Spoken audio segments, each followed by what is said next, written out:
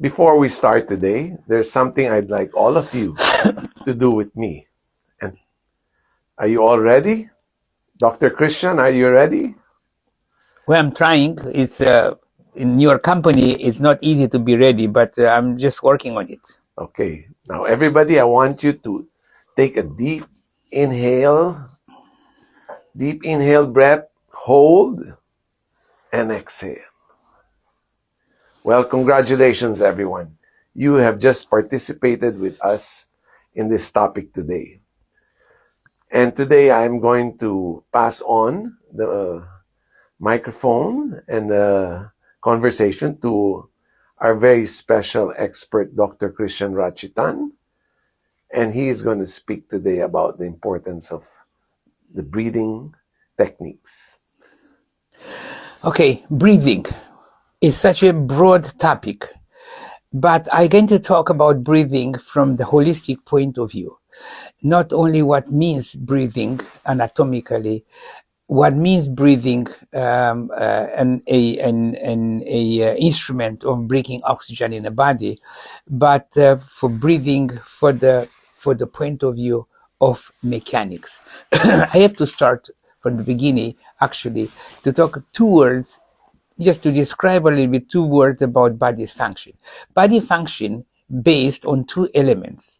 One is the biochemistry we all know about, right? The activity, the chemical activity through the liver, through the muscles. We talk about, I'm referring to all the metabolic activity, cellular metabolic activity of any level, of any kind, of any organ. So all this metabolic activity, it called the biochemical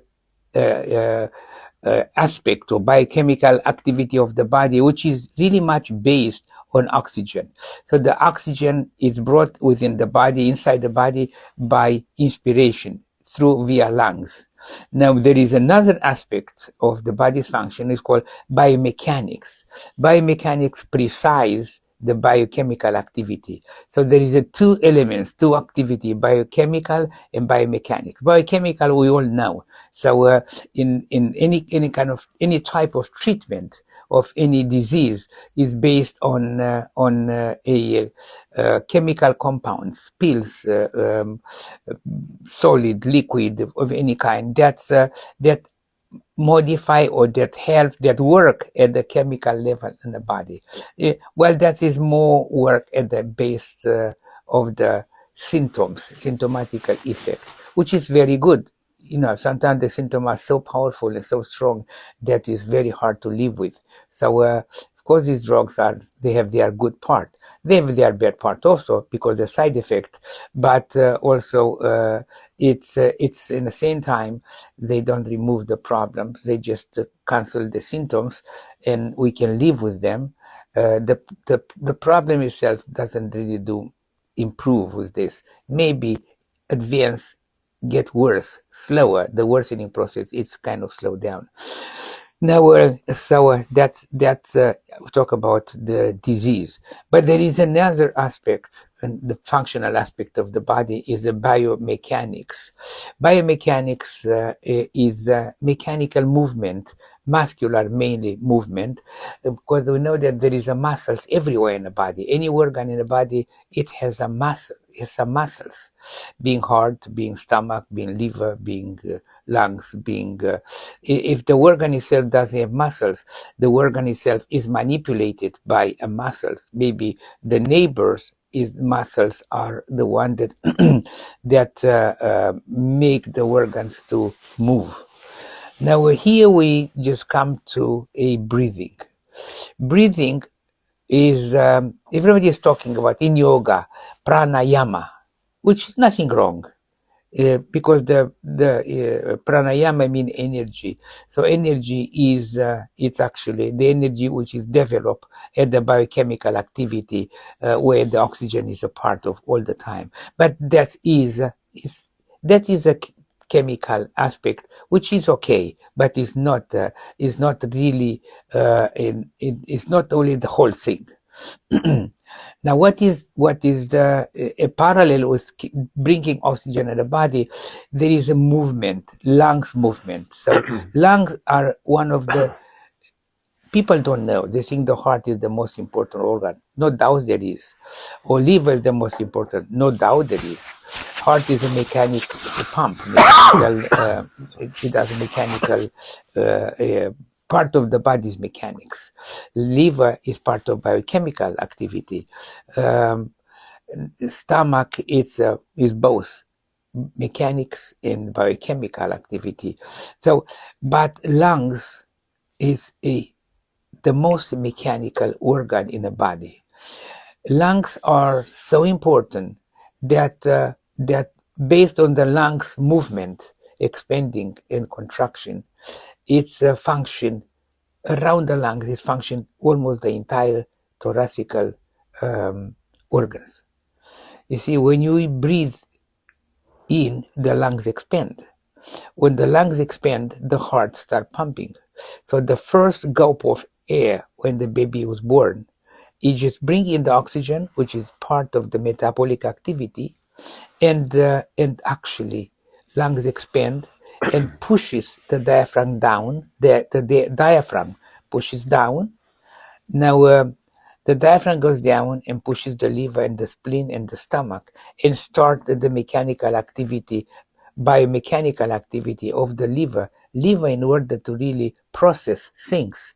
Not only that it's a biochemical activity in the liver, which is happen, no doubts, but in order for that one to really be performant, it has to be some mechanical activity. So the lung pushes down when you breathe in, the lungs expanding, pushes down into the liver, and the liver starts moving, so the biochemical activity starts going in effect.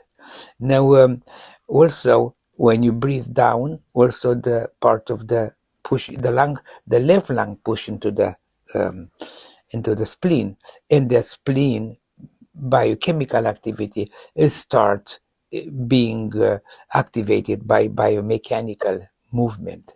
Now, when the lungs expand, also pushes down the diaphragm, and the stomach's wall, start moving, and is producing over there the mechanical digestion on the stomach, and also some activity of some glands that are on the wall of the stomach. It's very complicated, very complex activity. I try to make it simple, so I don't want to go deep into the medical terminology because it's not a point that you can find on the internet. I just want to go basics of this so you guys understand easier and better. Also, when the lungs expand, it helps the heart to really start the contraction in order to push the blood down and to go throughout the body. But there is also communication between lungs and heart.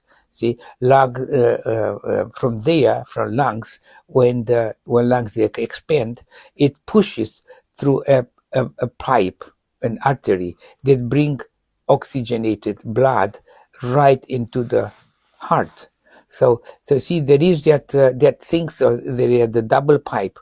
It one that bring the blood with bioxide of carbon in the lungs to be eliminated, and bring from the lungs to the heart, and blood with the fresh oxygen.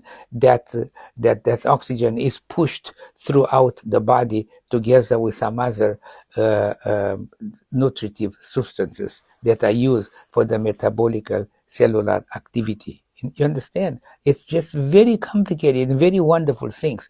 Not only that the oxygen comes from the lungs going to the heart, but carbon dioxide, which is a toxin, result of metabolic activity, come from the heart to the lung, and that is being eliminated. So lung is a responsible mechanic organ, absolutely exclusively mechanic organ, which takes the toxin, the bioxide of carbon dioxide, outside, and brings inside on inhalation, with inspiration, bring inside the oxygen, which is transported to the heart. So the movement of the lung also is the one that pushes the blood with the fresh oxygen into the heart, because lungs move. When lungs move, of course, the transportation of the oxygen toward the heart, it's helped being more active. And also when the lungs contract, expire, then suck out from the artery, which bring the carbon dioxide from heart to be eliminated. So that is the most obvious mechanical, biomechanical organs throughout now inside the body that which depend both. One depend of all the metabolic activity, biochemical activity, because the lungs suck from outside. When you inspire, suck the oxygen and it's sent out to the heart, and heart sent out through the body all over to all the cellular activity, or all the cellular throughout the body. But also the same thing pushes, when you expire, pushes the carbon dioxide. Now this is a part of the lungs which really is responsible of the basic starting biochemical activity. But the most effective, the most impressive is, which people don't know, and the conventional medicine doesn't pay attention, that the lungs is responsible of the health of heart, of liver, of stomach, of spleen, and of the intestinal bowel movement. Because when the lungs expand down during inspiration, so the stomach is pushed down, but at the same time the stomach push into the transversal colon, and that's over there start the peristaltical movement, or amplify the peristaltic movement, which move the bowel towards the anus, towards the end. It's amazing organ. I'm so impressed by this organ. That's why I understood all the benefits of the biomechanics, lungs biomechanics, and I'm using the breathing exercise on treating various diseases. Now, also, it's very important, the upper part of the lungs, when you expand, of course, expanding up and relaxes the muscles, the cervical muscles. So it's and by relaxing the cervical muscles, relaxing all the support of the scalp and all the brain, relaxes the brain itself. It has such amplitude of activity beneficial to body's health or body's function that are produced or given by lungs biomechanic biomechanic activity. But then I'm going to give couple example on treating certain disease. I'm going to give couple example how the breathing exercise being used on very effective on treating so many problems. Because you see, as I said on the beginning, the body's function, the complete body function, is based on those two activity: biochemical, which is a metabolic activity throughout the body at any cellular level, and biomechanical activity of up throughout the body of any type of organs. Biomechanical activity is also walking. When you walk, of course, it helps the return circulation to go up to the heart. I'm referring to the venous circulation. You see, the heart pushes the blood going down, and also with the heart push, there is a blood that has to return back, to come back to the heart through the venous activity. So being to the heart, to being to the organs, to the kidney and to large intestine, to bring over there to those organs the toxins, to the excretory apparatus, to the kidney and to large intestine.